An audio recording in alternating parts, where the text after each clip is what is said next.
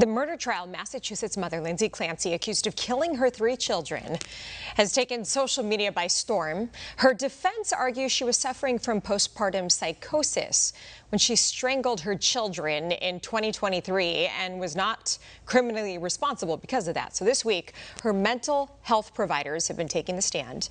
And now the defense wants to call a former McLean hospital social worker after she posted a viral TikTok criticizing the way the facility has been portraying her during the trial. But that particular person left McLean more than a year before Clancy was ever even treated there. Victims' rights attorney Shari Karney joins us now. Shari, great to have you back. Thank you for having me. So let's start with the TikTok witness. Legally, what does she add if she wasn't even working at the hospital when Clancy was there?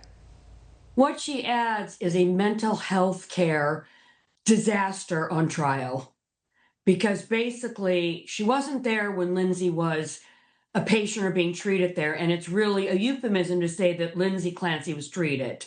This is really, as much as Lindsay Clancy's on trial, so are all the mental health care providers. And I don't think this TikTok video has a lot of credibility because she was not there at the time that Lindsay was treated.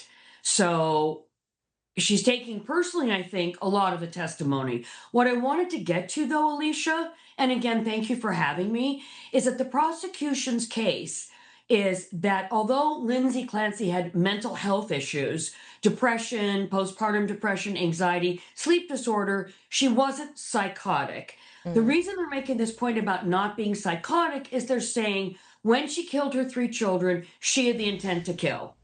The defense is saying that she was suffering from postpartum psychosis, which for your viewers is really about very strong, inappropriate thoughts, intrusive thoughts, psychotic thoughts. And Lindsay puts into her diary, December 2022, I believe, or 2023, that she has terrible thoughts. She can't deal with these awful, horrible thoughts. So the defense's argument is, while she murdered her children, she was under a psychosis event and could not form the intent to kill and was mentally, criminally insane.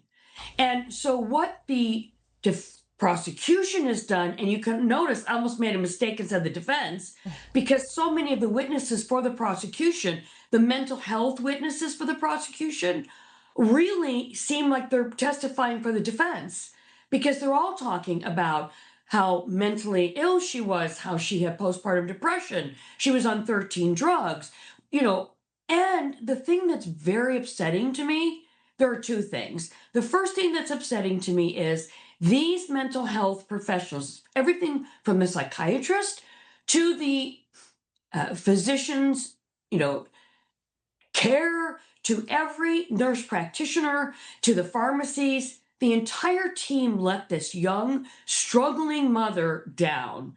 They didn't coordinate with each other. They did telehealth. And when you hear them testify, they were going to add emotional support. Were they going to give a virtual hug? This is a woman in crisis. This is a woman having psychosis. This is a woman who's depressed, anxious, can't sleep, on 13 different medications, and you're seeing her on telehealth? I'm a proponent of telehealth, not a doctor, but telehealth is great for the sniffles, for allergies, for strained muscles. Some people use it for weight loss. But for a very mentally disturbed woman begging for help, you have a young, inexperienced team of treatment healthcare professionals, from the social workers to everyone, who are ill-equipped to deal with the severity of this woman's crisis. Yeah. So the only question here is, did she kill her 3 children during a psychotic episode, or was she mentally disturbed, but not in a psychotic episode? Because it establishes intent. And there's one more quick thing I want to say, which is this. I'm a trial lawyer and a children's crusader. No one is talking about the suffering these 3 murdered children experienced. These children were strangled to death by exercise ropes which are like elastic bands. Do you know the force that you need to strangle a child with something stretchy like an exercise band? It's horrifying death. These children died with their faces down at the hands of their mother. I mean, where is the conversation about our care for the children? Horrifying. And it sounds like the defense is doing a pretty good job arguing that the mental health system definitely failed this mother. But at the end of the day, the question is, should she go to jail if criminally responsible, or should she go to a mental health facility? You're right. And the question is, this is a complicated case, Alicia. In other words, I don't want there to be a witch hunt of a woman who murdered her 3 children under a psychosis episode. Neither do I want her to get let off because she's hiding behind saying she had a psychotic episode and had intent and mental facility. But it's a huge question. It's a complicated case. And one other issue that we didn't bring up is jury bias. I mean, female jurors, and please forgive me, female jurors, but they tend to be harder on women in my jury trials.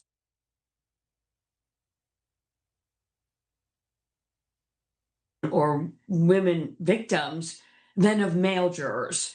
And so we've got bias, we have mental issues that you can't see with the naked eye. As we've spoken about before, it's not a broken bone, it's not a heart attack or a stroke. Right. Shari Karney, thank you so much for your insight today, victims' rights attorney. Appreciate your time.